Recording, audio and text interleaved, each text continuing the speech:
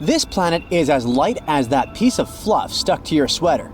In the scientific world, it's called WASP 193b, but let's call it the Cotton Candy Planet. It's located around 1,200 light-years away from us.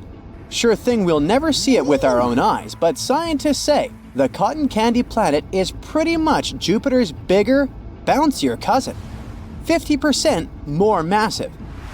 It has an extremely low density combined with other factors, such as high temperatures and the infrared brightness of its host star, that make it look special.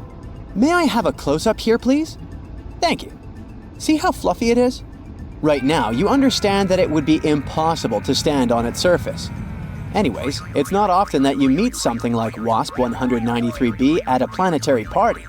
Such planets might be fluffy because they're getting cooked by their parent stars, puffing up like a marshmallow that's seen too much campfire action.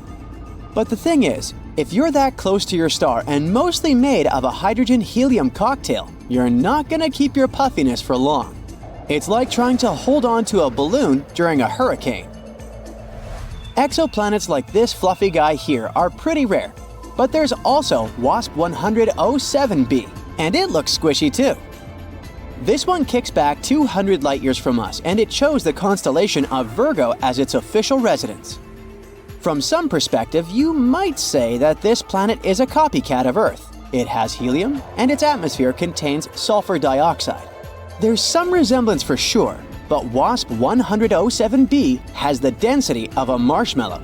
It means we can snoop through its atmosphere easier than we could with a heavyweight like Jupiter. Scientists were beyond surprised when they peered through their super space goggles, the James Webb Space Telescope's MIRI-cam. They spotted clouds made of the stuff that builds beaches, silicate, or as you might know it, sand. Imagine sandcastles in the sky! Those sound clouds are way up there in the penthouse suite of WASP 100-07b's atmosphere, where the thermostat reads a breezy 932 degrees Fahrenheit. Normally, you'd need 1,832 degrees Fahrenheit to cook up this kind of cloud, so scientists are scratching their heads. How did those grainy puffs get all the way up there? Turns out, WASP 100-07b might be running its own sandy water cycle, but with scorching silicates instead of H2O. Silicate particles get whooshed up from the sizzling lower levels by some sort of cosmic elevator, and then they cool off, party together as clouds, and sprinkle down a silicate drizzle. Nobody's packing sunscreen for this kind of sandstorm, though. Now look at this Kepler planet family located in the Kepler 51 star system. This cosmic three-pack hangs around 2,400 light-years away, looking huge but having the same density as your favorite snack. And it's cotton candy yet again. Scientists have been digging into what these space treats are made of. They now believe these puffball planets are big hydrogen-helium gas balloons with a generous smearing of methane haze. It also turns out these planets might be going through a cosmic downsize. Now, let's talk about a planet called Mascara 5b. Nope, it doesn't look like one of those cosmetic tubes from your mom's drawer.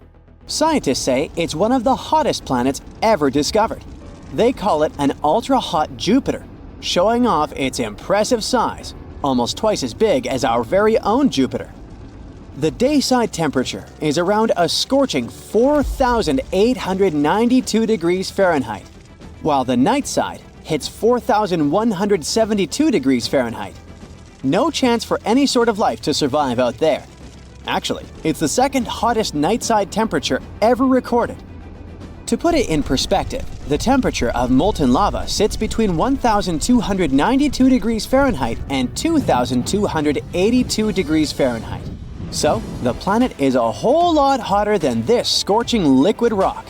Its temperatures even surpass the melting point of most metals, which is around 3,632 degrees Fahrenheit. Scientists mention that the insane heat on this planet is comparable to the exhaust of a rocket engine. Back in 2005, one famous star called... Wait, is that a name or a phone number? Whatever. So, turns out this star has a hot sister, and they have very similar names. this hot sister has B at the end. Well, this place looks like something from a sci-fi movie as it rocks a mesmerizing blue marble vibe, according to NASA. Such an appearance results from an atmosphere packed with hazy clouds laced with glass. The rain on this planet is glass-filled precipitation that likes to fall sideways, thanks to fierce winds blowing at a speed of 5,400 miles per hour. And yeah, it's the hot sister for a reason. Scientists have measured the daytime temperatures in this nightmarish world. It's around 1,700 degrees Fahrenheit. So when it rains on this planet, it's more like molten glass pouring down instead of your typical waterworks. You may not know it, but space is swarming with WASPs. I'm talking about planets called WASP. Meet WASP 76b. This sizzling hot Jupiter-like planet is so out of this world, it rains iron at night there. The daytime side is no less of a fiery nightmare. The temperature there is about 4,300 degrees Fahrenheit. WASP 76b may be slightly smaller than Jupiter, but don't underestimate its grandeur. This fireball is located 640 light-years away from Earth. And its terrifying climate is the result of one seriously extreme orbit. You see, these gas giants are fittingly known as hot Jupiters. They like to keep it hot, so they orbit way too close to their scorching host stars.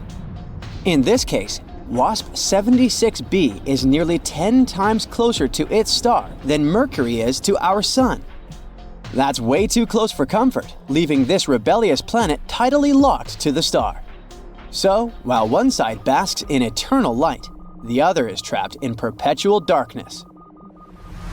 55 Cancri E is a total gem. It's the raddest super-Earth ever spotted. Scientists initially believed it was packed with so much carbon that its insides were blinged out with diamonds, thanks to insane pressure and sizzling temperatures of 4,892 degrees Fahrenheit. But researchers put a dent in the diamond hype, showing there was actually less carbon than we had originally thought. Well, diamonds aren't actually that rare and expensive after all. They're just well marketed. The last destination for today is GJ 1214b, located 40 light-years away from Earth. This planet is like a supersized Earth, almost 3 times bigger in diameter and a whopping 7 times heavier. It orbits around its red dwarf star faster than you can finish a pizza, finishing a complete loop every 38 hours. But it's not just the planet's size or orbit that's out of this world. It's pretty hot out there, with mind-melting 450 degrees Fahrenheit. But the coolest thing is that this planet is practically drowning in water. The sizzling temperatures and crazy high pressures on GJ 1214b create some super cool materials like hot ice and superfluid water. Superfluidity is something that happens in liquid helium when it's almost as cold as it can get. On Earth, water totally missed the memo on being superfluid because it needs ridiculously low temperatures and off-the-chart pressures to pull off that trick. Still, there's not much use in superfluid water. Even if you try it, you'll just get dehydrated. Psst, a giant is hiding in the sky. Kipu is the biggest thing we've ever found in the nearby universe. It's been messing with our understanding of the universe for years, and we've just discovered it. Kipu is dense, powerful, and dangerous to ignore. If we don't understand structures like this, we might be reading the universe completely wrong. So, what exactly is it? It's not a solid object like a planet or a star, and it's not a single thing. It's a superstructure, basically an entire region of the universe, a tangled mess of matter spanning a huge amount of space stitched together by gravity. Kipu is made up of an enormous web of galaxies, galaxy clusters or giant groups of galaxies, gas and dark matter. It's like a superhighway, with galaxy clusters being the cities, filaments being the roads, and dark matter being the invisible infrastructure holding it all together. This giant stretches across 1.3 billion light-years. That means if you traveled at the speed of light, it would still take you 1,003,000,000 years just to cross it. Kipu also holds 200 quadrillion solar masses, even though it only takes up 13% of the observable universe. The name Kipu comes from the Incan system of knotted cords used to record things, called quipus. It was like a writing system. In that system, each knot, color, and twist told a story: numbers, taxes, harvests, and so on. So, when astronomers saw this colossal structure in space, long, tangled, and branching like space cords, they named it after this language of knots. Plus, the shape of the space reminded scientists of those threads. There's a long central filament, and the smaller ones are branching off the sides. What's even more fascinating, Kipu isn't alone. When scientists mapped this part of the universe, they found 5 of these massive structures. They aren't just sitting there either. They formed over billions of years through gravity slowly pulling matter together. All told, all those giants hold nearly half of all the galaxy clusters in that region, 30% of all the galaxies, and a quarter of all the matter in the observable universe. The team that found Kipu used a clever trick. They searched for X-rays coming from galaxy clusters. These clusters aren't just full of galaxies, they're also filled with superhot gas. That gas is so hot it glows in X-ray light, which we can't see with our eyes, but special telescopes can. If there's a lot of that X-ray glow, it means there's a huge amount of matter, galaxies, gas, and dark matter all pulled together by gravity. That's where the densest, most crowded areas of the universe are. So, by following the X-ray glow, the scientists could draw a map showing where the biggest cosmic structures like Kipu were hiding. Why does any of this matter? Because these megastructures mess with everything. First of all, they warp the cosmic microwave background, the ancient light left over from the Big Bang. It's a faint glow of light that fills the entire universe. After the Big Bang happened and our world was created, it emitted its very first light and signals that still haven't completely weakened yet. The leftover radiation is still coming to us, even after 13.8 billion years. By studying this ancient light, scientists can learn what the early universe looked like, and Kipu ruins it for us. These megastructures hold so much gravity that they bend and distort this ancient light as it passes through them. That's called the integrated Sachs-Wolf effect. These warps add noise to the original signal, and now it's harder for us to get a proper, clearer understanding of what the baby universe looked like and how it expanded. They also mess with the Hubble constant. The universe is constantly expanding, and the Hubble constant tells us how fast it's growing. In other words, how quickly galaxies are moving apart from each other. But giant things in space, like Kipu, have so much gravity that they pull nearby galaxies toward them, messing up the way those galaxies move. This makes it harder for scientists to measure the universe's true speed of expansion. They can't tell if a galaxy is moving because of the universe growing or just because it's being pulled by something huge nearby. And finally, there's gravitational lensing. Light in space travels constantly, but it doesn't always follow a straight line. If the space gets distorted, like by gravity, then the light traveling through the space will get bent and distorted too. Gravitational lensing is when light from faraway galaxies gets bent because it passes by something supermassive, like Kipu here. That huge gravity pulls on the light, like how a heavy ball can bend a sheet. And since light delivers information to us, literally makes us see what things look like, this bending distorts how we see galaxies. The images of galaxies end up looking stretched, brighter, or we can even find an entire galaxy in the wrong place. It's like looking at our universe through a warped magnifying glass. If we're not careful, we could misread those distortions and get the wrong idea about what our world looks like. Luckily, we didn't just drop these mysterious superstructures out of nowhere. Astronomers suspected that something like that should be out there. They just didn't know for sure. Our best model for the universe is called Lambda CDM. It says, universe started with the Big Bang, is still expanding, and is mostly made of mysterious stuff, dark energy, and cold dark matter, the CDM part. We can't see or touch these things, but we know they exist, because if they didn't, our universe would literally break apart. This model matches what we do see, like galaxies forming, how stars move, and the overall shape of the universe. So even if some puzzle pieces by themselves are still a mystery, they match the actual picture. And this model actually predicted things like Kipu. When scientists ran simulations using that model, they saw similar structures forming, giant cosmic webs of galaxies tied together by gravity. Kipu matched those predictions in real life. This also means that Lambda CDM is matching real life once again, thank heavens. No huge surprises here.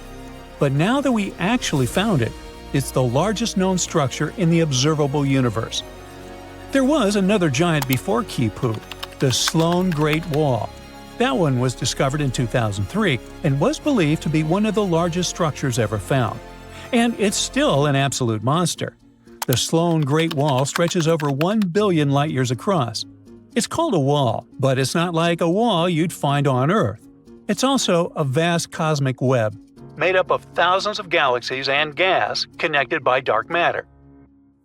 What makes both Kipu and the Sloan Great Wall so surprising is that they literally seem too big to exist. According to the Lambda CDM model, structures that huge shouldn't be common, especially at the time they formed. How did these giants form so fast in a universe that's supposed to be growing, expanding, and smoothing over time? And if we keep finding more of them, that would be completely insane. It could mean there's something deeper going on in the way our world is built. It's all part of our crazy Copernican journey, a long series of discoveries where we just keep getting humbled by the universe. Every time we find something like this, we realize even more how we're not the center of everything. First, we learned the Earth wasn't the center of the solar system. Then we found that the solar system is just one speck in a galaxy. Now, even galaxy superclusters, which we believe to be the biggest, are being dwarfed by structures like Kipu and the Sloan Great Wall. But also, these structures won't last forever. Kipu is temporary. Over billions of years, gravity will tear it apart, breaking it into smaller pieces. Some parts will collapse into tighter clusters, others will drift apart. Right now, though, it's one of the most important structures in the known universe. It shapes how galaxies form. It bends light, making it super important for us to decipher. It literally messes with our understanding of the cosmos. You're standing next to a huge floor-to-ceiling window of the spaceship/wandering city you've been calling your home for a dozen years, along with a few hundred other people. You're watching a fascinating object nearing your spaceship, wondering if it'll bring an end to this journey and your life. It looks like an asteroid, but acts like a comet, moving as if something is pushing it. Can it be the engine created by another space civilization? Are you doomed, or are you about to have contact with a different kind of intelligence? Now, let's leave this post-apocalyptic fantasy and take a closer look at these space invaders called dark comets. The most intriguing question is obviously, what makes them move? Most likely it's some gas or material escaping from the surface of these space objects.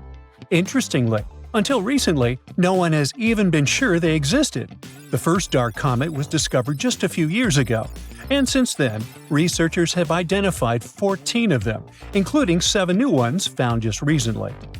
The story of dark comets began in 2016, when scientists noticed something strange about an asteroid called 2003 RM. Its orbit wasn't quite what they expected. It had shifted slightly, and no one could explain that shift by typical asteroid behavior, when they received tiny pushes caused by sunlight heating an asteroid unevenly. Instead, the movement suggested that 2003 RM might have been releasing material, something comets often do. But there was a catch. The thing didn't look like a comet. There was no tail, no visible gas cloud. It was just a tiny dot of light, like a regular asteroid. At first, scientists thought 2003 RM was just a one-off mystery. But in 2017, a telescope spotted another strange object, this one from outside our solar system. It was Oumuamua. It too looked like an asteroid, but had a path that changed as if gas were escaping from it. The similarities between Oumuamua and 2003 RM made researchers think there might be more of such odd objects out there. By 2023, 7 more had been discovered in our solar system. These discoveries were enough to give this new type of object the name of dark comets. Now, scientists have enough data to start noticing patterns and learning more about their characteristics. And so, they have identified two main groups of dark comets. The first group, called outer dark comets, is larger, with sizes ranging from hundreds of feet to even more. They follow long elliptical orbits, similar to traditional comets that come from regions near Jupiter. The second group, inner dark comets, is smaller, usually tens of feet across. These comets move in almost circular orbits and stay closer to the Sun, near planets like Earth, Venus, and Mars. The main question these days is, where do dark comets come from? Can they be the remnants of larger bodies that broke apart? These space bodies could help us understand the history of the solar system. What if they had delivered the ingredients for life to early Earth? Once we study dark comets better, we might figure out if they contain materials like ice or organic compounds. And indeed, some researchers are sure that dark comets may contain or once have contained ice and played a big role in bringing water to Earth. According to a couple of studies, some asteroids in the asteroid belt, a region between Mars and Jupiter filled with rocky debris, might have ice beneath their surfaces, and this ice from the asteroid belt could have traveled into near-Earth space. In other words, it could be a pathway for water to reach our planet. So far, no one is saying that dark comets definitely brought water to Earth, but they might be another mechanism for moving ice from one part of the solar system to another. The study also hints at a connection between dark comets and a group known as Jupiter family comets. These are comets whose orbits are strongly influenced by the gravity of Jupiter, often pulling them inward toward the Sun. This connection makes it even more difficult to understand where dark comets come from and how they behave. Now, let's take a closer look at the differences between asteroids and comets. Traditional asteroids are rocky bodies that orbit relatively close to the Sun, typically within the ice line. This region is so close to the Sun that any ice on an asteroid's surface would turn directly from a solid into a gas, leaving behind only rock. Comets, in turn, are icy bodies that form farther from the Sun. When they approach the inner solar system, their ice starts turning from a solid to a gas tube, creating a visible cloud called a coma or a tail while releasing dust and gas. Dark comets blur these definitions. They appear as rocky asteroid objects without a coma or tail, but they have behavior typical of comets, and that's small non-gravitational accelerations. These accelerations occur when ice turns into gas, giving the object a slight push. After analyzing 7 known dark comets, astronomers estimated that between 0.5% and 60% of all near-Earth objects might belong to this mysterious category. And since dark comets likely come from the asteroid belt, ice is likely to exist even in the regions of the belt previously thought to be too warm. Now, near-Earth objects like dark comets don't stay in the same orbit forever. The near-Earth environment is unstable, and objects typically remain there for about 10 million years.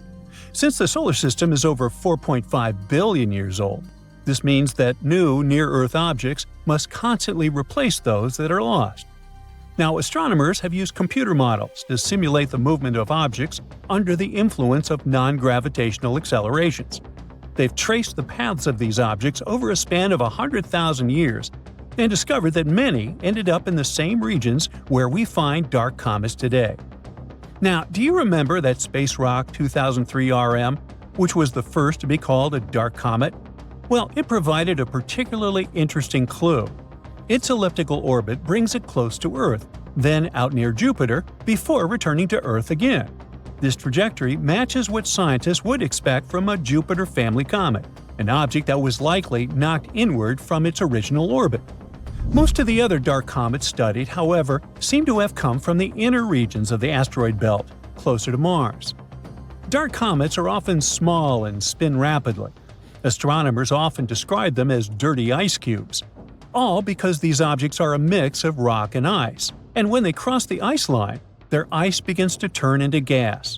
This process not only causes those small non-gravitational accelerations, but also increases their spin rate.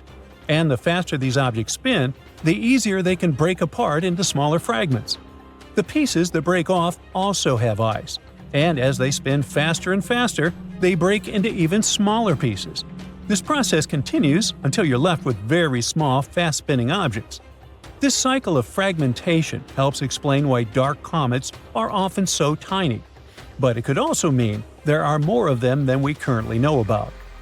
The dark comet research provides new insights into the distribution of ice in the solar system and its potential pathways into the near-Earth environment. It also raises intriguing questions. For example, how much ice remains hidden in the asteroid belt? Or could dark comets have played a role in delivering water or organic materials to Earth? One of the most important points is that dark comets may represent a significant part of near-Earth objects. If it turns out to be true, it could mean that our understanding of the population of near-Earth objects and their potential risks for our planet is far from complete. The processes shaping dark comets, from sublimation to fragmentation, could be a major factor in the evolution of icy bodies throughout the solar system. Luckily, these days, scientists have an opportunity to combine advanced modeling with observations, which can eventually shed light on that very elusive class of objects that could have clues to the history of water and life on Earth. Now, get this. Octopuses are visitors from outer space. Here's how this would have happened. Ice kept eggs of octopuses stuck in spatial bodies crashed into Earth. Then these guys would have mixed together with a pre-existing set of genetic information available on our planet. And presto, octopuses were born. Well, it may be a long stretch to justify that the highly intelligent octopuses are extraterrestrial beings. But the idea is based on a theory that has been around since ancient Greece, something known as panspermia. Now, panspermia is a hypothesis that says life exists all around the universe, not only in planets. So, things such as space dust, asteroids, and even spacecraft have their share of life glued to them. And when they travel across the galaxy, life is disseminated. This strand of thought has been polemic, since it goes against the idea that all life originated right here on our planet. But as much as this new octopus theory might be refreshing, it doesn't contribute too substantially to the search for life on other planets. It's just too hypothetical. Now, octopuses are in fact incredibly old. The oldest known fossil belongs to an animal that lived almost 300 million years ago. FYI, this is before our dinosaur buddies roamed the Earth. Wait, there's more! Octopus arms have a mind of their own. That's because 2/3 of their neurons lie in their arms, not in their heads. This means that their arms can problem solve how to open a shellfish, while their owner is worried about other stuff entirely. Talk about ninja-level multitasking. Oh, and like other animals, such as chimpanzees and dolphins, octopuses have proven to be good at maneuvering tools, like picking up old shells and using them as a temporary home. Now, of course, the most intelligent animals on our planet are humans, according to humans. But we don't seem to give pigs enough credit. Pigs are so smart they can play video games. No, not Minecraft. But in a recent academic study, scientists had 4 pigs play a joystick game. They had to manipulate the stick so that the moving ball would hit the wall and then they would get a treat. All 4 pigs did great in the test, which was surprising even to the scientists. Now, pigeons also aced an impressive test. They were trained to differentiate a Picasso painting from a Monet one, which they had no trouble learning. Then they were able to apply this knowledge, identifying works of art they had not previously seen, meaning they really understood the difference between each painter. Poor things are always seen as a nuisance. Now, if we placed kangaroos in an Animal's Most Amazing Ability contest, they'd win. It's mainly because they break the 4-legged rule. A special species of kangaroo, the red kangaroo, uses its tail to help propel it forward. Now, visually, it has 4 limbs, but in practice, it uses 5. They're biologically built to use their tail as a 5th limb, since it's packed with articulated vertebrae and thick muscles. Of course, it had to be an Australian animal. Okay, jokes aside, Australia is home to a variety of unique animals, like the most venomous snake in the world. This not-so-cute reptile is known as the inland taipan. and his venom is enough to take down 100 humans. And still, on the topic of dangerous animals, the island is also home to one of the world's most venomous spiders, the funnel web spider, which can be found not too far away from downtown Sydney. Yikes!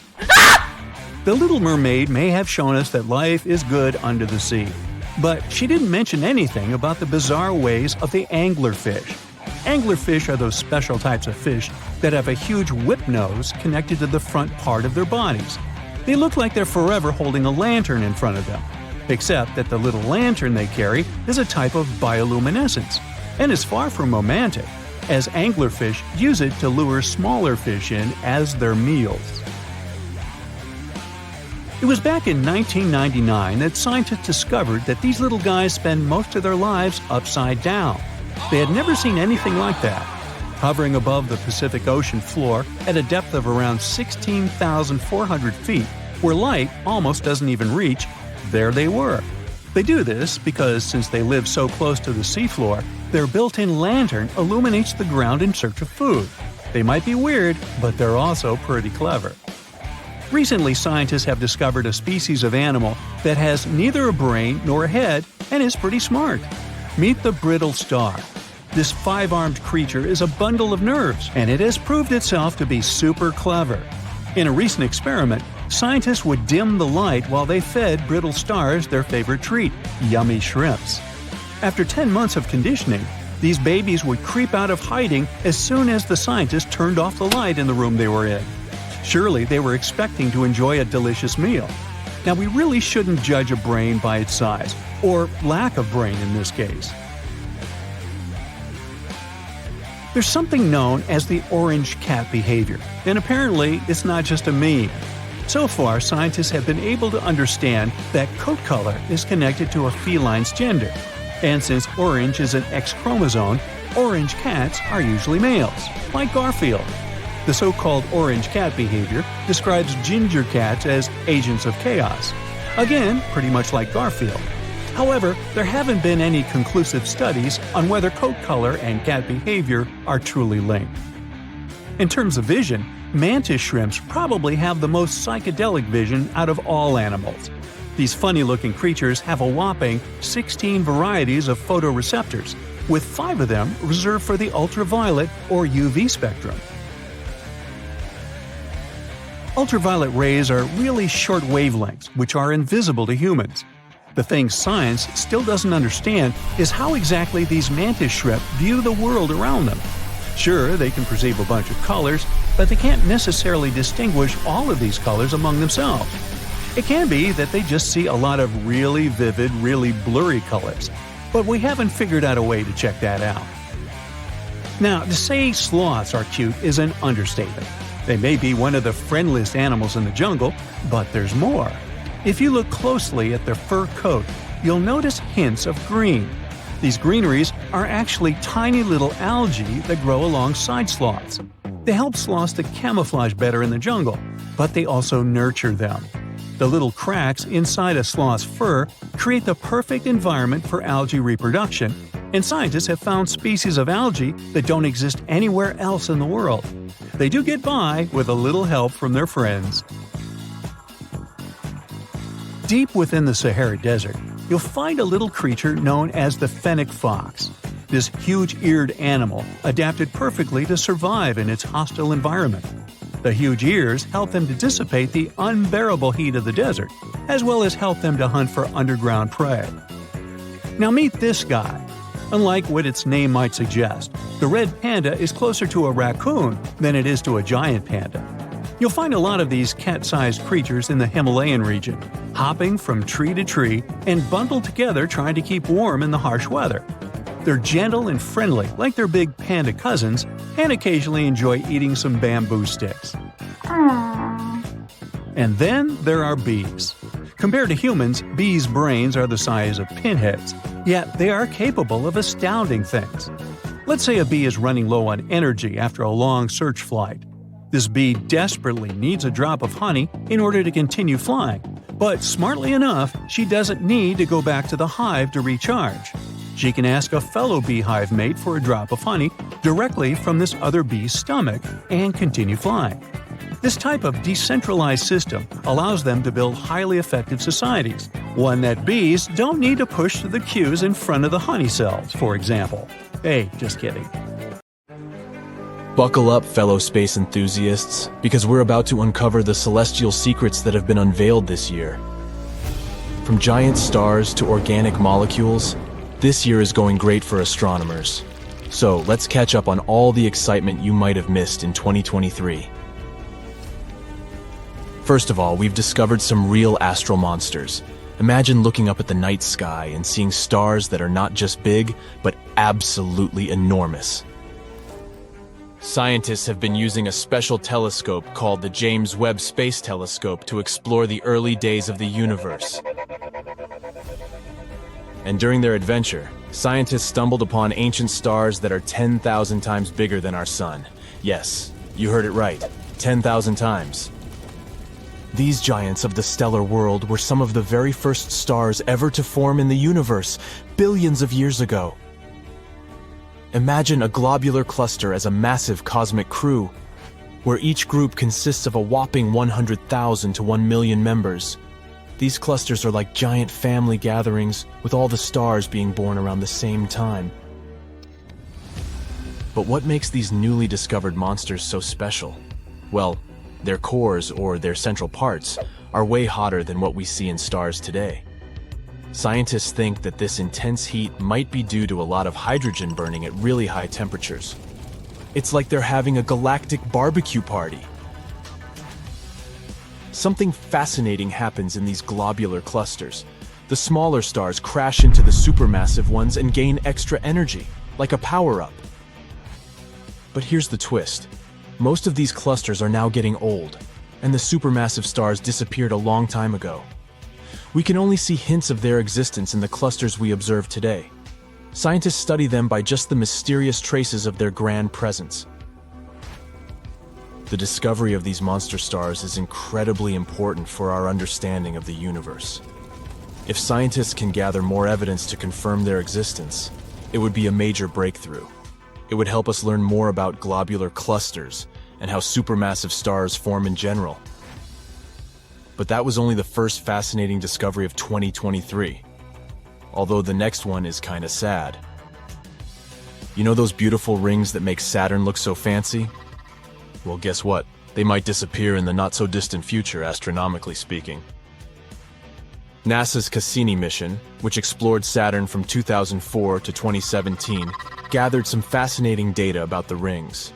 During Cassini's grand finale, when it did some cool maneuvers between Saturn, scientists noticed something surprising. The rings were losing a lot of mass every second. Tons of it. That means this magnificent halo will only stick around for a few 100 million more years, at most. That may seem like a long time for humans, but in the grand scheme of the universe, it's just a blink of an eye.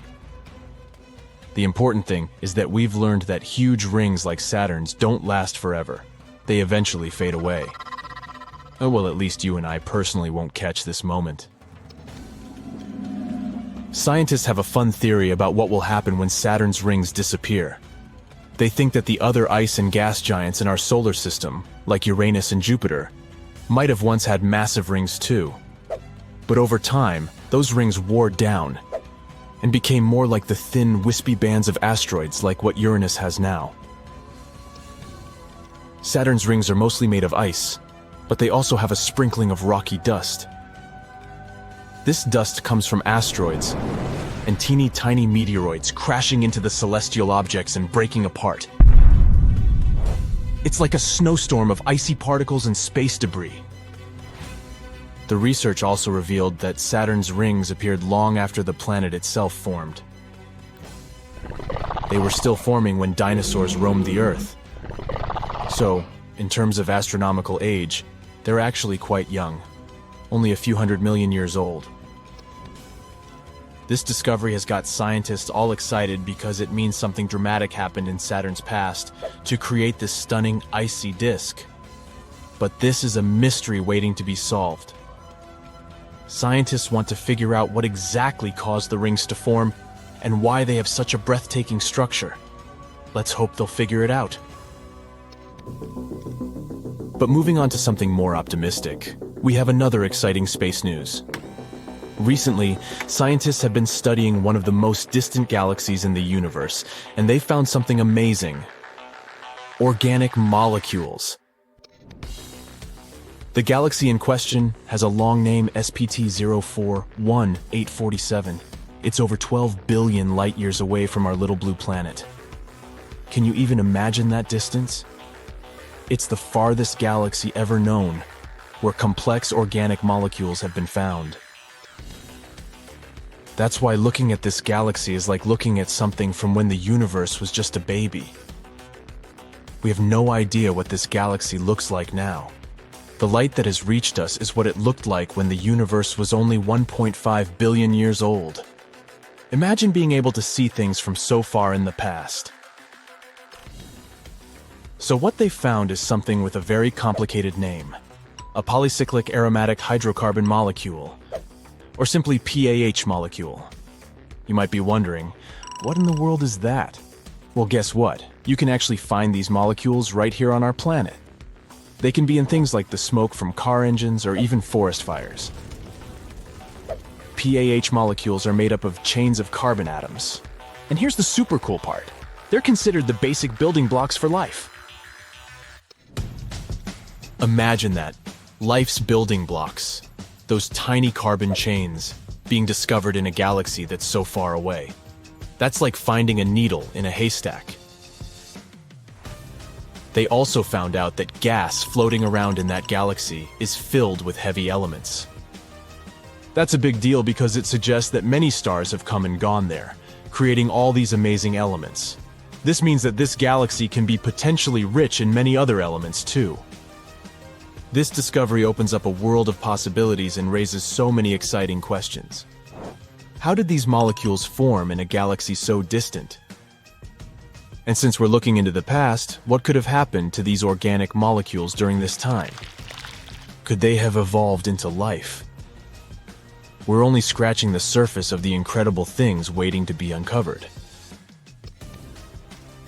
By the way, if it's so far, how did scientists even manage to discover something like that? Well, they had the instrument called the James Webb Space Telescope. This fancy telescope was recently launched and has superpowers when it comes to observing the universe. So when the scientists were studying this faraway galaxy, they had a little problem. The light coming from those distant objects was so faint that it was hard to see or detect. But guess what? They had a brilliant idea to solve this. They used something called gravitational lensing, which is like a special power of nature's magnifying glass. Imagine two galaxies lining up perfectly, just like in a photo shoot. The light from the faraway galaxy, the background one, travels towards us. But on its journey, it passes through the foreground galaxy, which is like a giant space lens. And guess what? The foreground galaxy's gravity bends the light, just like a magnifying glass, making it bigger and brighter. It's like having a cosmic zoom lens for our telescopes. This bending of light creates a super cool shape called an Einstein ring. It's like a halo, or a ring of light surrounding the foreground galaxy, basically a nature's way of showing off its magical powers. With gravitational lensing and these beautiful Einstein rings, scientists can see distant objects more clearly and learn amazing things about the universe. And thanks to all that, they managed to uncover the hidden chemical interactions from the early galaxies. Isn't that incredible? The scientists are beyond excited about this discovery. They never expected to find such complex organic molecules in a galaxy that's incredibly distant. Who knows? Maybe this is just the beginning of a thrilling cosmic journey. So, keep your eyes on the stars, fellow space explorers. The universe is full of surprises, and who knows what other mind-blowing discoveries await us out there. Let's hope we'll learn even more in the future.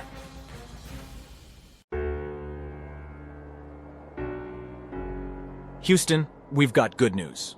A group of select humans is being interviewed to hop on board the first commercial vacation to outer space. The space agency has given you a survey to answer. They want to know what you would pack on this space adventure. Depending on your answers, you just might be one of the chosen ones. Now, how about we take a look at that list together?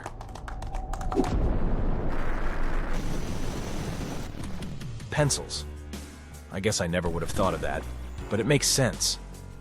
Legend has it that the US spent millions of dollars trying to design a pen that worked in space. You know, since the lack of gravity is a huge, inescapable factor of life in outer space, pens don't work. The ink won't flow down as it does here on Earth. It turns out that pencils will do the trick. This way you can play word puzzles with the other space tourists, or even make some drawings of your adventure. You'd never forget to pack a toothbrush, of course. According to veteran astronauts, toothbrushes are so simple, yet their technology is enough for space. If you were to squeeze a water bottle inside a spacecraft, the molecules of water would float around in small bubbles. But if you wet your toothbrush, it naturally holds the water in it, keeping it moist to receive your toothpaste. Oh, I was going to say funny socks. Glad that you beat me to it. Here are two things. First, there's not a lot of walking that goes on in space. People don't tend to touch the ground too much up there.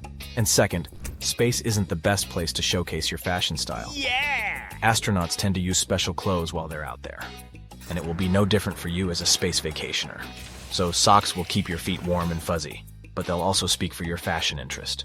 Maybe one day you'll wear a smiley face sock, while the other day you'll go for a Grinch-themed one. Of course, socks are pretty helpful on board an aircraft. They'll make you slide through stuff more easily. Next time I go to the convenience store, I'll remember to buy some wet wipes for your space travel. Experienced space travelers do love them. And it wasn't even NASA that invented them, huh? Since water is a no-go inside a spaceship, the best option is wet wipes. Better yet if they're scented. Astronauts even use different kinds of wipes.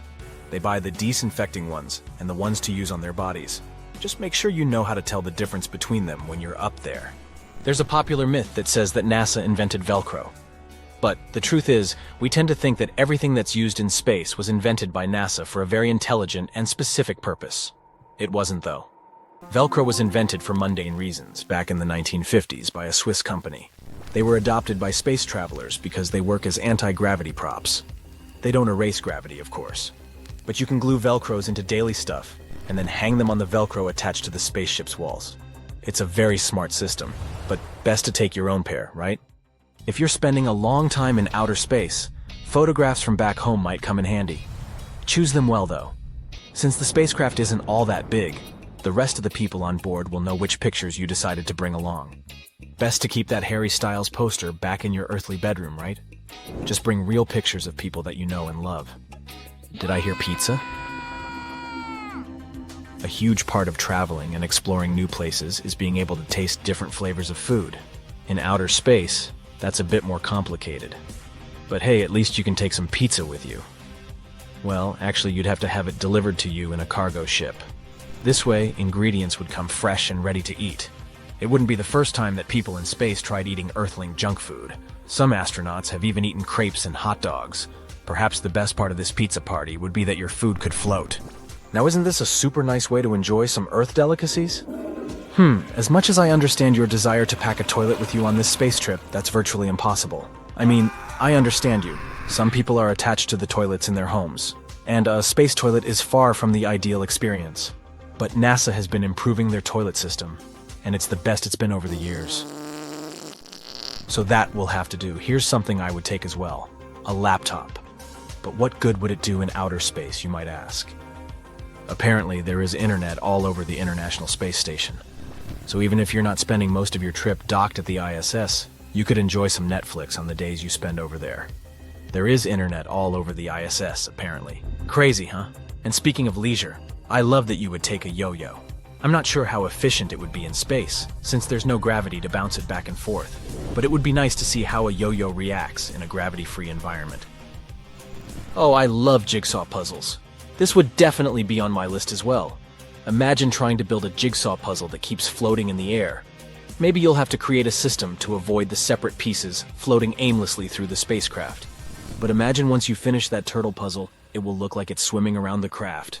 You can't pack a window, but they sure are an important part of life in outer space. Let's keep in mind some of the rules of the trip. Each traveler will have the opportunity to do one spacewalk during their time in space. This is already huge. Consider yourself lucky. Some elite astronauts only get to do one spacewalk during their entire career. That is so because spacewalks are risky and require a lot of training. But you'll get your training once you're up there. The thing is, all other days you'll be stuck inside a floating tin can. So windows will come a long way. They'll help to remind you where you are. They'll give you some perspective of space and Earth. Of course, you should take your camera. How else will you be able to register for this once-in-a-lifetime experience? Just make sure it works inside an aircraft or the ISS and you're good to go. Coffee? Don't worry, you don't need to pack your own. Up until recently, astronauts had to rely solely on instantly brewed cups of coffee when they were in space. But you're lucky that coffee experts have already solved this issue. Nowadays, there's the IS espresso machine. The machine itself is similar in size to an Earthling espresso machine. But to drink it, space travelers have to use a zero-gravity coffee cup together with a straw. If you try drinking it regularly, you wouldn't get hot coffee to hit you directly in your face. Instead, the coffee would be glued to the bottom of your cup. I have to say I really stand this invention. Last, but not least, why not pack your guitar with you? I noticed you were missing a musical instrument. If this was a conventional flight, you might have to pay extra for luggage. But since it's all included, don't be shy and take your guitar. Astronauts such as Chris Hadfield take their musical instruments with them when they're in space. He even became famous for his version of Bowie's Space Oddity, up to the point that Bowie himself told him he lived Chris's version of it. It helps to pass the time, but it's also great for socializing. Can you imagine a pretend bonfire happening in the void of space? I can, and it looks super cool. Well, I think you're set to go. I'll personally call NASA and ask them to pick you as one of the lucky space travelers. See you in outer space, amigo. Hey Mythbusters! Today we're debunking some classic space myths. Hop on the next space shuttle and let's get to the bottom of these tales once and for all. Picture this. You're floating weightlessly in space, sipping on a cup of delicious hot chocolate, when a peculiar thought pops into your head. Can you scream in outer space? And if yes, would anyone hear that scream? If you've watched the movie Alien, then you know the answer to this one. You can't hear sounds in outer space. It's not that sounds don't exist. It's just that you can't hear them. There's no one better to clarify this myth than Chris Hadfield. He's been on a couple of spacewalks during his life as an astronaut. And once you're out there in the darkness of space, you can't hear anything. All you hear is silence. Complete silence. But hey, just around the corner is a massive ball of explosion, aka the sun. We just can't hear the explosions happening because there's no medium for sound to travel through. It would be quite uncomfortable for an astronaut, though, if they could hear all the noises going on in outer space. Now, imagine you're zipping through space, feeling like a futuristic superhero, when a shooting star passes by your side. But wait, is it really a star? Unfortunately, shooting stars are not stars at all. They are small space rocks known as meteoroids, entering Earth's atmosphere and creating a stunning light show. Oh, and since we're debunking myths, let's head straight for another one. You've probably heard that meteors only crash into Earth on extremely rare occasions, like once every dinosaur extinguishing apocalypse. That's not true. Scientists estimate that about 48 tons of meteoritic material fall on Earth each day. But almost all of this material is vaporized in Earth's atmosphere. The bright trail we see in the night sky is what we popularly call a shooting star. Next time you make a wish upon a shooting star, remember, you're actually hoping on a tiny piece of space debris. It's not so romantic after all. Can we or can we not fly into the stratosphere on air balloons? Apparently, we can. The Earth's stratosphere starts relatively close to the ground, about 7 or 8 miles up from the Earth's surface, but it continues a long way up. If you were to fly yourself all the way into the stratosphere with some type of air balloon, just make sure you have really good equipment at hand. You'll need a special suit and some breathing devices because air starts to get pretty thin the higher you get. Of course, if you do go all the way up, you need to get a picture of the Earth's curvature. So take a chest harness with you where you can put a special camera or something like that. And how about you live stream the whole thing? That would be a first! Imagine it's been 102 days since you left Earth. You've adapted well to life in outer space, but something weird is happening to your body. You're getting taller. How is that even possible? Don't stress about it, it's completely normal. The truth of the matter is, you're not getting taller. This is what happens to your body when it's not under the effect of gravity. Our body has natural space between vertebrae and joints. On Earth, this space is almost completely squeezed due to the force of gravity. But in space, your body gets some time off of the pushing force of gravity and begins to stretch more and more.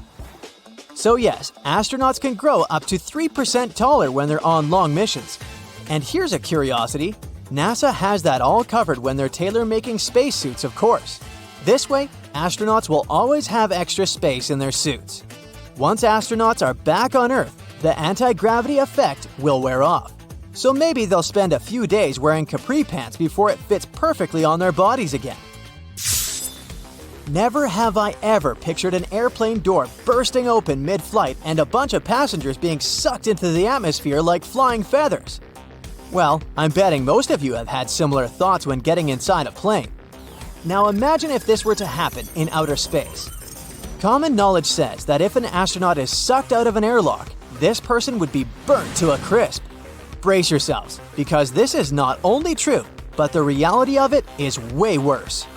According to astronaut Chris Hadfield, this is what would happen. The part of your body in the shade of the sun would experience temperatures of -418 degrees Fahrenheit, while the part of you getting sunlight would burn at around 480 degrees Fahrenheit. Your lungs would collapse, and your blood would start to boil like tea water. So you would burn, freeze, lose your ability to breathe, and boil. Yikes! How many times have you heard that astronauts have to work out every second of every day, otherwise they'll pass out? This is a complete myth. Remember we talked about gravity earlier? Due to the lack of gravity in outer space, our bodies don't have to do any heavy work. Our torsos don't have to sustain the weight of our heads, and we don't have to make any effort to move our legs because, essentially, there's no walking in outer space. Now imagine living like that for 6 months, or even a year of your life. Your muscles could turn into jello. That's why astronauts work out. They'll strap themselves and run on a treadmill, or they'll do some weightlifting in a special machine. This way, their muscles won't feel the lack of gravity too much. They do need to keep hydrated though. You know what?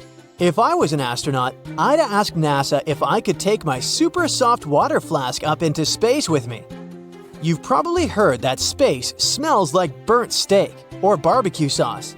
Now, as much as this sounds absurd, this myth is more true than it is false.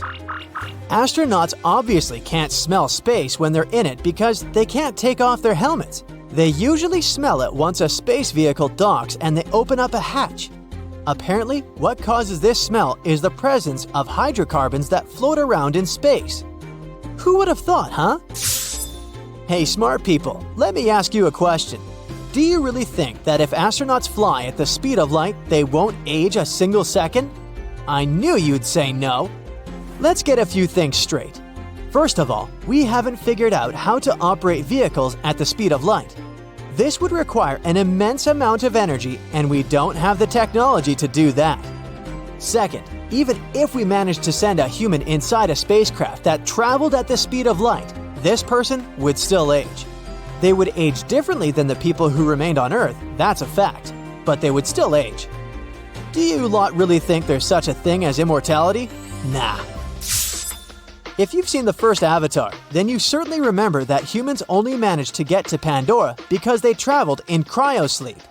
In other words, they froze their bodies, put them in a cryobed, and traveled for years without aging. Yes, this sounds amazing, but we still don't have the technology to do that. Our bodies are mainly made out of water, right? And when you freeze water, it expands. That's why you should never leave soda cans unattended in your freezer. Right now, if we froze a person's body, the water inside of it would expand. harming tissues and organs. So no, we can't cryosleep our way into interstellar travel. Not yet, at least. Here's a crazy thought. What would happen if an astronaut took a drone with him on one of their spacewalks? Unless it's a NASA-designed drone, maybe the thing would freeze and burn like humans would if they went into space without a suit. But hey, a person can dream, can't they? You know, it's hard not to wonder if there's another form of life out there in the universe when you look up at the night sky. There's this thing called the Fermi paradox. It basically says this: if civilizations that might live somewhere out there in the universe are so common, why haven't we found any signs of them? We look really hard, but we haven't stumbled over any proof that there are other forms of life somewhere in space. And we suspect there could be many civilizations, because scientists have calculated there are possibly billions of habitable planets in our galaxy alone. So, it would seem reasonable to assume that some of these planets could have developed intelligent life, possibly even civilizations that are more advanced than ours. So, the Fermi paradox basically says, hey, where's the party? How come we weren't invited?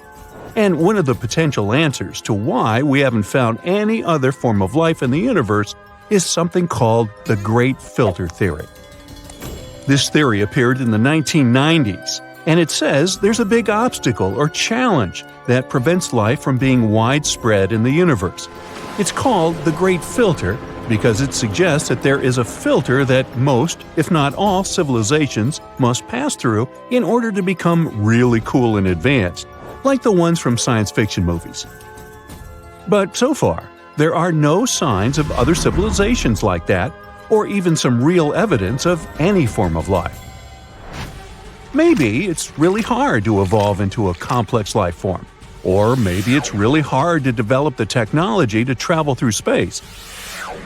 Either way, it sounds like a tricky obstacle all intelligent civilizations may face, the one that doesn't allow them to make any progress beyond a certain point. It means they might have come to a certain level of development and then something happened that destroyed them, like an asteroid impact or an environmental disaster. Or they could cause their own demise, and bam, everything they've achieved is gone. So the Great Filter suggests there's some kind of obstacle that stops intelligent civilizations from becoming advanced enough to make contact with other civilizations or colonize other planets. This theory presents two interesting scenarios. The first one says that the filter lies in our past and that we have already overcome it. This would mean we have passed the hardest phase and the test in general. Well, woohoo! But it would also mean that intelligent life is relatively rare in the universe and that we may be the only advanced civilization that exists at the moment. So, the universe could really be relatively empty when it comes to intelligent life. That means the chances that we'll make some friends from other planets and visit them in our super cool spaceships are low. Well, that's sad. But the second scenario is a lot worse. It states that the filter could actually lie in our future. We haven't faced this mysterious and pretty advanced test yet. That means there's still a chance for us to fail. If the filter really does lie in our future, it may mean there are many intelligent civilizations out there, but they're all struggling to overcome the same obstacles that we could face sooner than we think. They may be trying to pass these tests, stay alive, and send us a message that we're not alone and that they would like to visit us too. One of the things the Great Filter Theory talks about is the development of artificial intelligence, or AI. As AI technologies become more advanced, it's possible that it could pose a threat to humanity, or lead to unwanted consequences if we're not careful enough with it. There's still hope, though. Not everything is so dark and gloomy. Maybe some civilizations have already passed the Great Filter and are out there in the universe, and they'll manage to send us a message. Maybe a life form that is still not bigger than bacteria is somewhere out there, and they haven't come to the level where they're developed enough to communicate with us. Or maybe we'll be the ones to pass the test and send a message to others one day. Well, either way, scientists are not giving up. They will keep looking for traces of life all around us in space, especially in our solar system. And some of their discoveries tell us we may not need to look beyond our own neighborhood to find signs of life. First, there's Enceladus, a small moon that circles around Saturn. In the beginning, researchers believed it was just a plain rock covered in ice. But in 2005, NASA's Cassini spacecraft took pictures of geysers of frozen water that were spewed from cracks in the southern part of Enceladus. One of the most likely explanations is that there are oceans of liquid water lying under the frozen surface. They remain warm because of the gravitational forces between Enceladus and other Saturn's moons. Water is a key element for development of life, so you never know. Also, scientists have discovered the presence of phosphorus on Enceladus, which is another essential element for life to appear. It's one of the 6 basic building blocks of life, and it plays a very important role in many biological processes, such as cell membrane formation, energy transfer, and such. They believe the phosphorus probably comes from the moon's rocky core and is transported to the ocean through hydrothermal vents. Moving to the next potential location that could contain some form of life, Titan, Enceladus's big brother. It's the only moon in our solar system that has clouds and a dense atmosphere that you'd normally find on planets. And it's the only known place in our solar system, except for Earth of course, that has liquid lakes, filled with methane and ethane, liquid natural gas, but still. Titan is a world that resembles Earth the most. Scientists even believe that conditions there are similar to those Earth had in its early years. Our home planet is closer to the Sun, though, so it's always been warmer. Titan might also have an underground ocean of liquid water beneath its surface. Now, we can't miss Mars when we're talking about the possibilities of life in space. One of the main pieces of evidence is methane scientists found on the red planet. Methane is a gas that can be produced by living organisms, think cows, so it might be an important sign. They also have found organic compounds on the surface of Mars, which are the building blocks of life.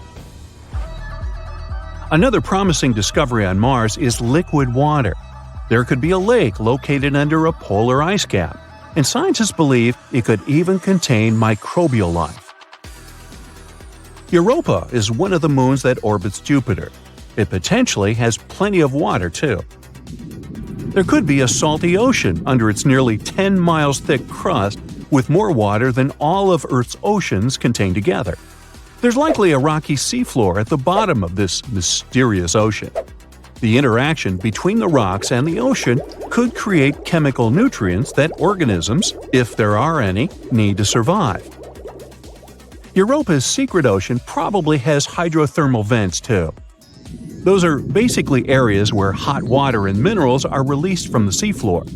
These vents support a variety of life forms on Earth, so it's exciting to know that there's a possibility that similar life forms could exist on Europa as well. The problem could be radiation coming from Jupiter. It's really strong, and as such, it can be really harmful to any potential life forms there.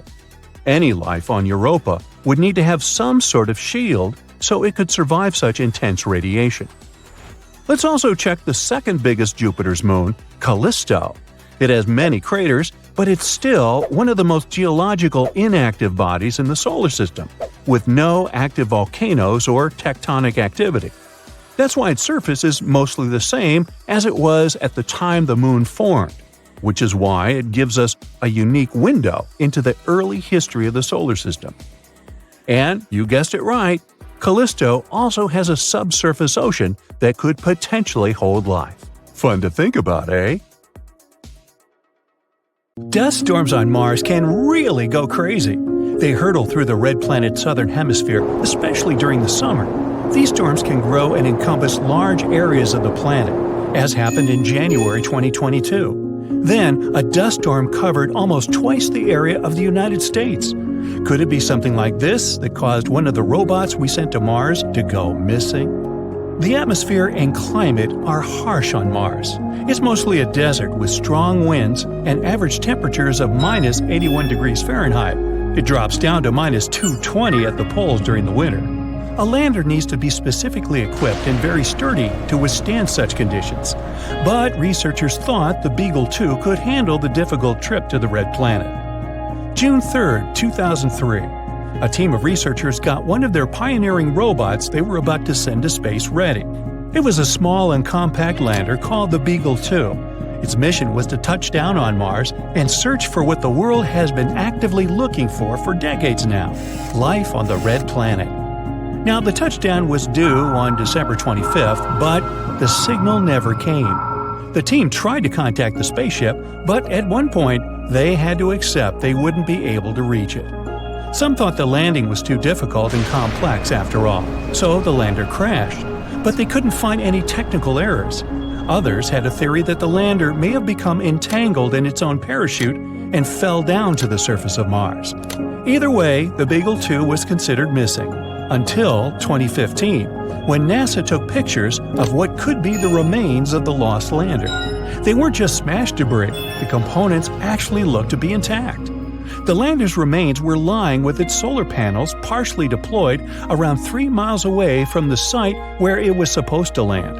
Apparently, the Beagle 2 managed to land successfully, but its radio antenna got blocked.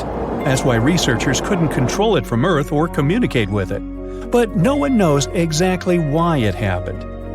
Have you heard of a face on Mars? In the 1970s, one of NASA's spaceships took the iconic images of the Martian surface that showed a face-like formation, as you can see in the upper part of the picture. If you have a rich imagination, you can easily see a nose, 2 eyes, a mouth, and an unusual hairdo.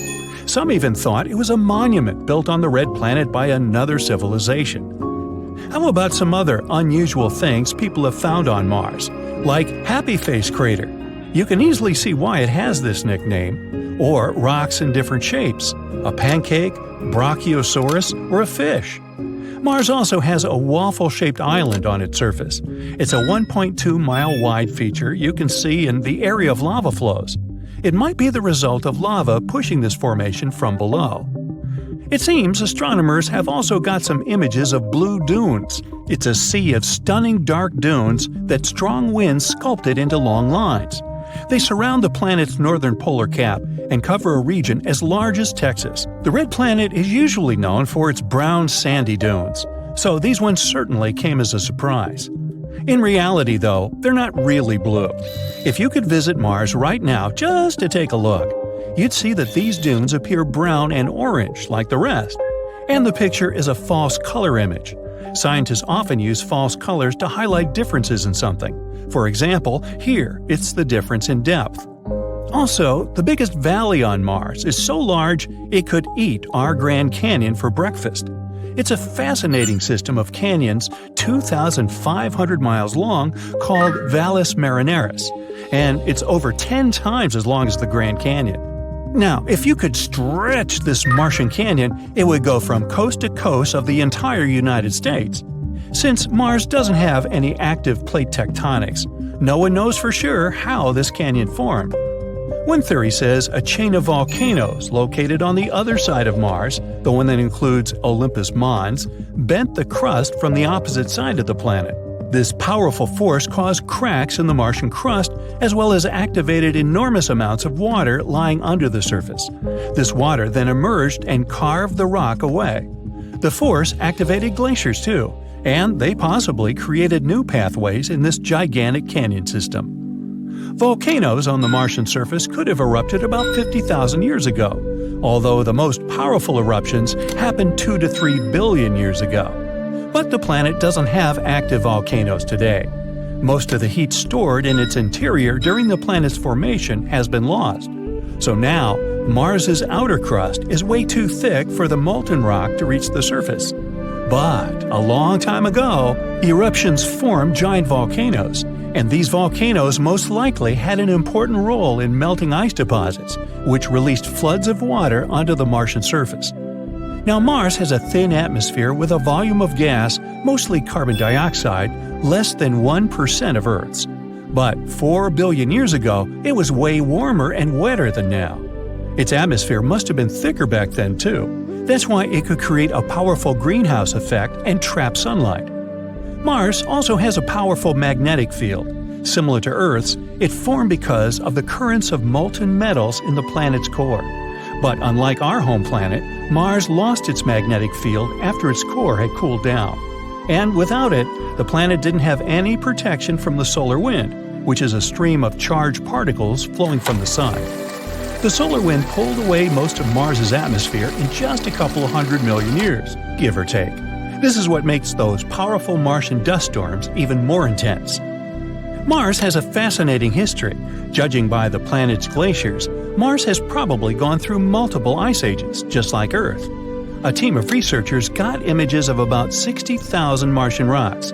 Rocks were different in size and distributed randomly, which means they probably formed during different ice ages. Glaciers hide their own stories too. Who knows what kinds of gases, rocks, or even microbes could be trapped inside? Now, if you could get into a time machine and stop it 4 billion years ago, on Mars of course, the chances are you'd see spectacular scenes of flooding. Maybe there would even be some form of life on the planet's surface. A strong meteorite impact that formed the red planet's Gale crater could be something that triggered that mega flood. After that collision, the temperatures on the planet got insanely hot. This caused the melting of all that ice that was stored on the Martian surface at that time. The flooding was so massive, it changed the geological structure of the planet's surface. It carved out big ripples, as well as waves in the sedimentary rock. Now, speaking of water, vapor has been noticed escaping the atmosphere of Mars. Also, researchers have found some evidence of water flowing on the planet's surface. There are dark streaks in the soil. They seem to get bigger in the summer and shrink over the winter. There are numerous dried-out valleys and river channels on the planet. It's possible that liquid water once flowed there. Now, most of it could be locked up in ice caps or even hidden under the surface. More and more things hint that Mars used to be habitable. Mars is the only planet we know about where only robots live. 5 rovers make up the Martian population. Those are Perseverance, Opportunity, Spirit, Sojourner, and Curiosity. These robots are there to take pictures and samples of soil and air, and maybe even find life on the red planet. And someday, we may reunite with them on Mars. Who knows? Oh, and by the way, if you really could get into a time machine and stop it 4 billion years ago on Mars, then I'd like to buy you lunch and talk about it. My treat. An exoplanet is any planet inside our solar system. Some of them are free-floating. Those are called rogue planets. They move around the galactic center. Others orbit their host star, or two. For the first time, astronomers discovered exoplanets in the 1990s. Since then, scientists have found thousands of them. And now, you can sneak a peek too. Spoiler alert, some exoplanets are pretty bizarre. Others resemble our home planet and could probably support life. The closest to Earth exoplanet is Proxima Centauri b. It's a mere 4.2 light-years away from Earth. Recently, astronomers have found out that this world might resemble Earth even more than previously thought. It's only 17% more massive than our home planet. It orbits a star that is dimmer and less massive than the Sun. Proxima Centauri b is in the middle of the star's habitable zone. This means that chances are liquid water and life might exist on the planet. It looks like the exoplanet is tidally locked with its parent star. This means one of its sides faces the star at all times, and the other is always in the darkness. Scientists haven't figured out yet whether the planet has an atmosphere. It's traveling too close to its star and completes one orbit within 11 Earth days. The radiation from the star might be pulling the planet's air away. If this is the case, Proxima Centauri b isn't likely to have liquid water on its surface. Gliese 832c is 16 light-years away from Earth. In the cosmic scheme of things, it's a stone's throw away. This exoplanet is 5 times as massive as Earth and travels much closer to its parent star. That's why a year on this planet lasts a mere 36 days. But since this star is a red dwarf, much cooler and dimmer than the Sun, Gliese 832c gets as much light and heat as our planet does. At the same time, it's still unclear if Gliese 832c is similar to Earth. it probably has a much thicker atmosphere that creates a runaway greenhouse effect. This phenomenon occurs when a planet absorbs more heat from its host star than it can release back into space. This means that Gliese 832c is more likely to resemble scorching hot Venus rather than relatively cool Earth. Another Earth-like planet, TOI 700d, is 100 light-years away from us in the constellation Dorado.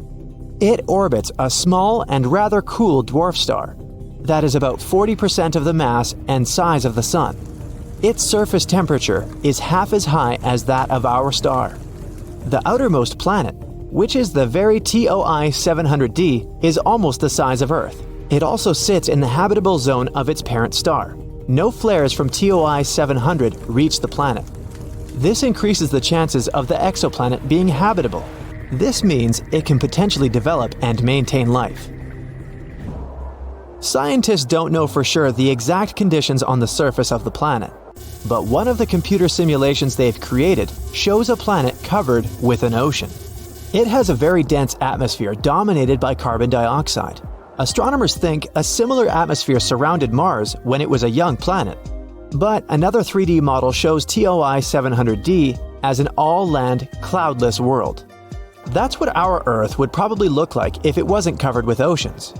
Winds on TOI 700d move away from the night side of the planet and meet in the area that directly faces the star.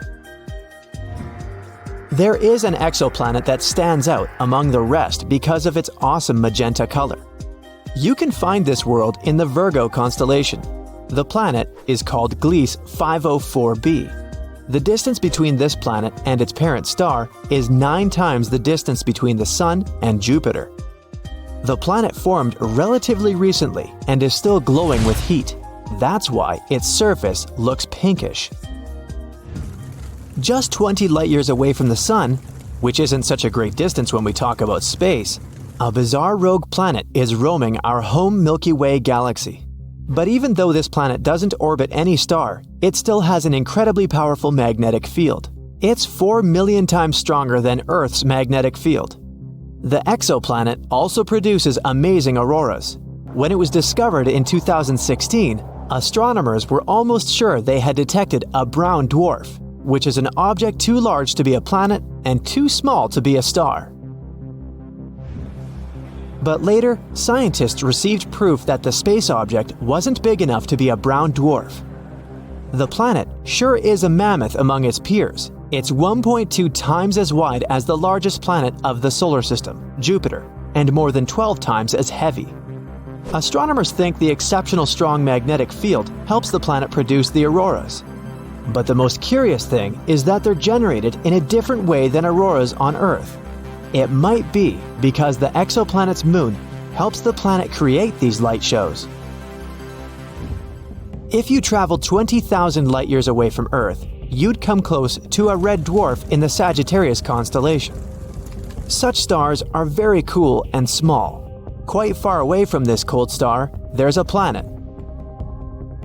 The distance between this world and its host star is so great that the planet receives very little heat. It's one of the coldest planets ever detected. The average surface temperature on the planet is lower than -360 degrees Fahrenheit. That's why the entire planet is covered with a thick layer of ice. If you stepped onto its surface, you'd see nothing but glaciers, plains, and mountains of ice. And still, astronomers claim life might exist deep beneath the frozen surface. All because the core of the planet is likely to generate enough heat to melt some of its inner ice.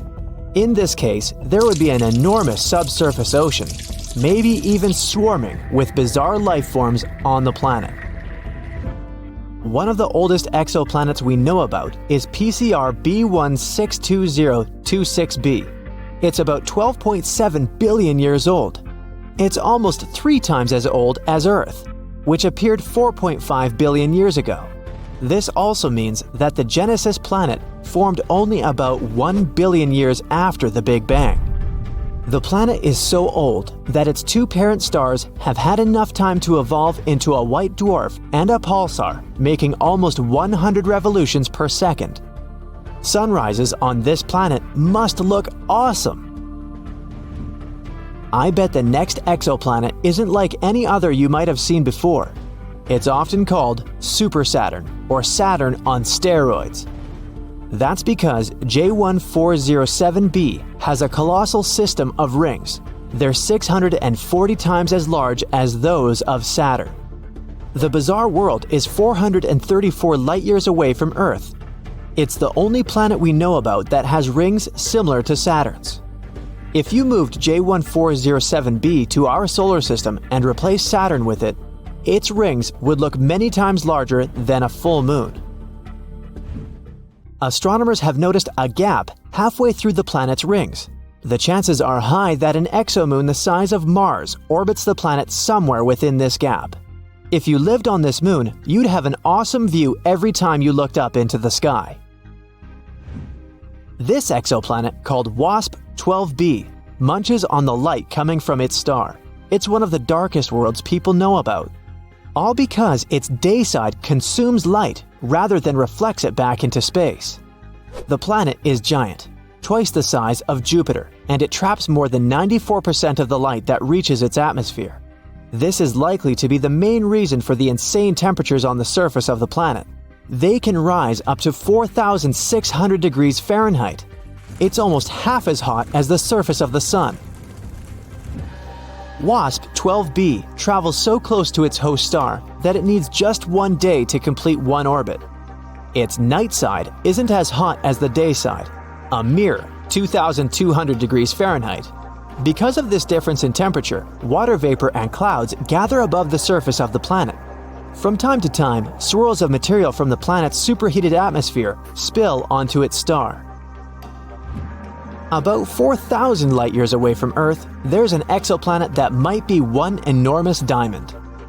It's 5 times the size of our planet, but needs only 2 hours and 10 minutes to orbit its parent star. It's a pulsar rotating at a rate of 10,000 times a minute. The planet is denser than any other we've discovered so far. It consists mostly of carbon, which is so dense that astronomers think it might be crystalline. If it was true, it could mean that at least some part of the planet is diamond. On WASP-76b, it rains iron on the night side of the planet, and the temperature on the daytime side rises up to 4,300 degrees Fahrenheit. That's hot enough to vaporize most metals. This exoplanet is a bit smaller than Jupiter and located 640 light-years away from Earth. Such terrifying weather conditions in this world are caused by its unusual orbit. The distance between WASP-76b and its parent star is 10 times shorter than the distance between Mercury and the Sun. That's why the star and the huge planet are tidally locked. One side of WASP-76b always faces the star, and the other side is always pitch black. This bright blue exoplanet sits 62 years away from Earth. A bit larger than Jupiter, it looks calm and peaceful. Its blue color might remind you of our home planet. But this familiar appearance conceals the planet's horrifying nature. The beautiful hue comes from silicate atoms and particles that make up the atmosphere. But the wind speed on the planet can reach 5,400 miles per hour. That's 7 times the speed of sound. The temperature there can rise up to 1,600 degrees Fahrenheit. But this isn't the worst. In this bizarre world, it rains glass, sideways. So it's probably not the place where you'd like to spend your vacation.